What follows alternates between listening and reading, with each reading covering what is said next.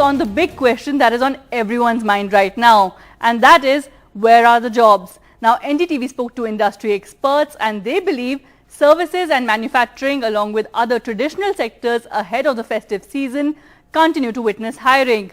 Some experts also felt that hybrid job roles are now much more prevalent than earlier. We spoke to Rituparna Chakraborty, co-founder and director of TeamLease Services, and began by asking her really which sectors are witnessing hiring at the moment.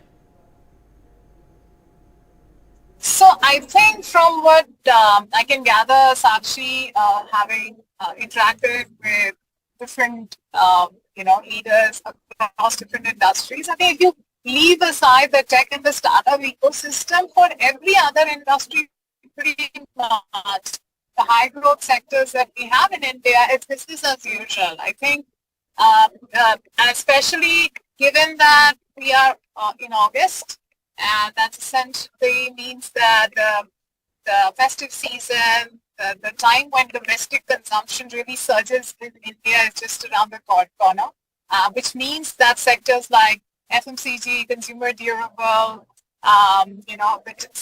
even in telecommunications, e-commerce, electronics, I think there is continued sustained positive momentum when it comes to hiring. Manufacturing sector, which is largely PLI-led, so most of the businesses which are stands to benefit from the PLI scheme, we're seeing a lot of momentum even. Right, Rituparna. What about generative AI and automation and the impact on hiring there? Generative AI, automation is largely to make us all aware about what's about to come, but what's about to come is not really like it's going to come this year or next quarter. Has it started influencing our lives? Of course. I believe that more than AI taking away jobs, essentially what we need to realize is those who understands AI and those who understands how to make use of generative AI, they are the ones at workplaces who's going to take away someone's job. Actually, so it's not so much about the technology, it's more about how soon are we getting ourselves skilled in these technologies. And honestly, it's not quite a rocket science in terms of the usage, but yes, in terms of coming up with some of these artificial intelligence tools, that definitely needs a lot of skills.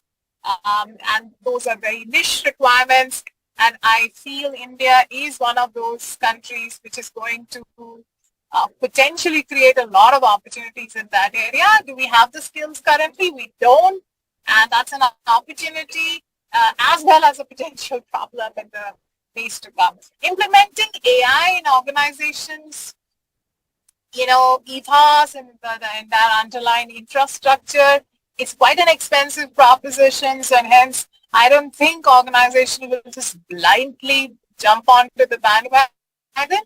But yes, I think slowly and gradually we will see a lot more influence. It's not something that we should be worried and scared of, that it's going to destroy jobs. It's actually going to, yes, it's going to replace a few jobs, but it's also going to contribute to a lot more. But is it all happening like right now in the next 2-3 quarters? I'm not too sure about that in India. All right. Lastly, could you elaborate on the need of reskilling? Again, something being talked about a lot at the moment.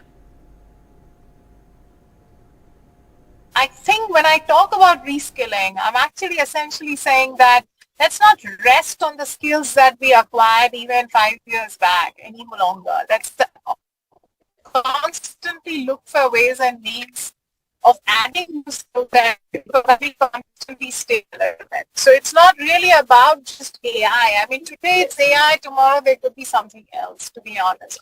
But this aptitude for constantly being ahead of the curve and not getting falling behind is essentially what I'm alluding to. So in any job role,